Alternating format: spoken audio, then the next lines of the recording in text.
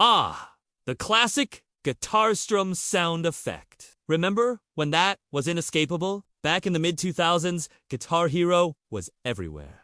At house parties, dorm rooms, even family living rooms. Everyone wanted to be a rock star. But today, the franchise is pretty much dead. So what happened to Guitar Hero, and why did it fall so hard after rocking the world? We're going back to the beginning to find out how Guitar Hero took the world by storm. This is the story of Guitar Hero. Guitar Hero launched in 2005 and was created by the now-defunct Harmonix, a game developer known for their innovative music titles like the Rock Band franchise and Dance Central. Originally, the gameplay was fairly simple. You'd match colored bars sliding down the screen by strumming your plastic guitar. The first game contained songs like Smoke on the Water by Deep Purple, Take Me Out by Franz Ferdinand, and In the End by Linkin Park.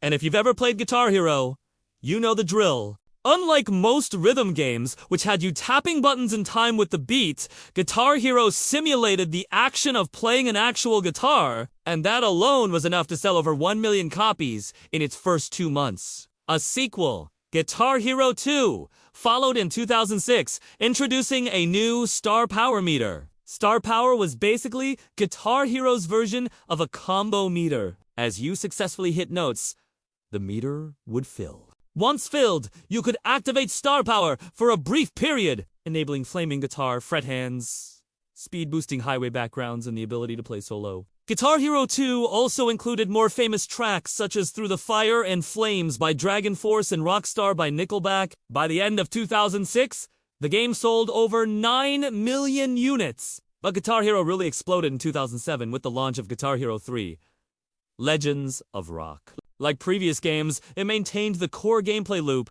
but expanded on the overall package. The single-player campaign was replaced by a story mode where you and your guitar, well, go on tour and battle other bands in legendary mechas. The biggest change, though, was the addition of actual guitar controllers. Up until Guitar Hero 3, the main guitar peripheral used a standard plastic fret button setup. But now, you could buy a real guitar with whammy bar and full fret access. Obviously, these guitars weren't capable of connecting to your amp, but they were perfect for air guitarists who wanted to take their pretend concerts to the next level. Guitar Hero 3 was an instant hit, selling more than 10 million units within the first year. The franchise would continue to grow with releases like Guitar Hero World Tours, which allowed you to use a microphone as well as a guitar and drum controller, and Guitar Hero Smash Hits, a greatest hits compilation featuring a massive catalog of fan-favorite songs. For a while, it seemed like Guitar Hero was unstoppable.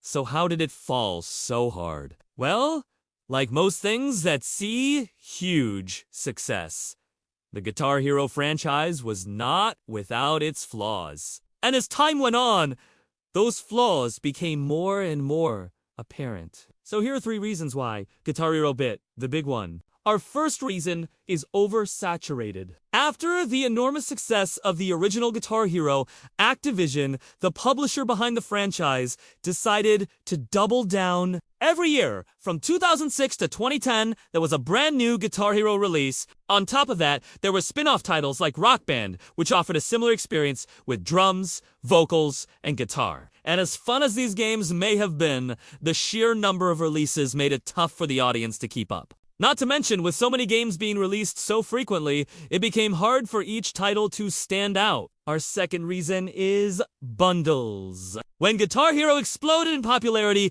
owning a console was no longer enough for many gamers. Now you needed to purchase a bundle including the guitar, drums, and maybe even a microphone in order to get the full experience. These bundles cost upwards of $100 each. And with new ones releasing every year, it was tough to keep up with the expense. It's important to note that while the console generation during the late 2000s did see a lot of bundled peripherals, it wasn't exclusive to Guitar Hero. Bundles were very common with racing games offering steering wheels, boxing games offering punching gloves, and dance games offering dance pads. But what made Guitar Hero stand out is that the cost was so high and the turnover rate so quick. Because while the rest of the industry saw bundles as a way to offer a premium edition of their game, Guitar Hero saw bundles as a means to increase the price tag and generate more profit.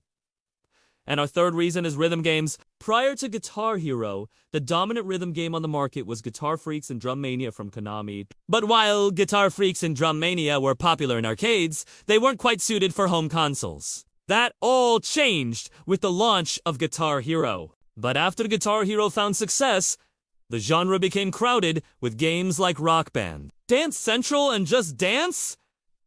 All these games divided the audience, making it tougher for any one rhythm game to dominate. The combination of these three factors led to Guitar Hero's downfall. Starting in 2008, sales began to decline. The Guitar Hero franchise had burned out. By 2010, it seemed like everyone who wanted a plastic guitar already had one. And with the poor economy, less people were willing to spend money on yet another guitar controller. Activision knew things weren't looking good for Guitar Hero. But instead of taking some time off and re-releasing the game later, they rushed Guitar Hero 6 to store shelves for the holiday season, hoping to capitalize on one last surge of popularity. Unfortunately, that didn't happen. Sales continued to fall. In October 2011, Activision officially announced the end of the Guitar Hero series. Stores were soon flooded with cheap plastic guitars. The game that once made billions of dollars burned out in just a few short years. But Guitar Hero wasn't done quite yet. In 2015, Guitar Hero attempted a comeback with Guitar Hero Live. The basic gameplay remained the same, but the guitar controller was redesigned and featured 6 strings. The game also featured live-action music videos, but this still wasn't enough to keep the franchise afloat. And in 2017, Guitar Hero Live shut down. Looking back, it's clear that Guitar Hero had many great moments. They were the pioneers of the plastic guitar genre, revolutionizing the way we play rhythm games forever. For many of us, Guitar Hero was our introduction to rock music. And for a moment, they gave everyone the chance to feel like a rock star. Today, Guitar Hero is fondly remembered as a party game legend. And maybe someday they'll make a real comeback. But only time will tell. What do you think? Do you think Guitar Hero could ever make a real comeback? Or is it gone for good? Let me know in the comments. Hey, thanks for watching! If you enjoyed this trip down gaming memory lane, don't forget to like, subscribe, and hit that bell for more forgotten game history. There are thousands of old school games out there that have been lost to time. And if you want to see more videos like this one, be sure to check out the series. And hey, if you've ever played Guitar Hero, share your thoughts and memories in the comments. Maybe you'll even see yours in a future episode. As always, I'm the host. Stay awesome. Stay nostalgic.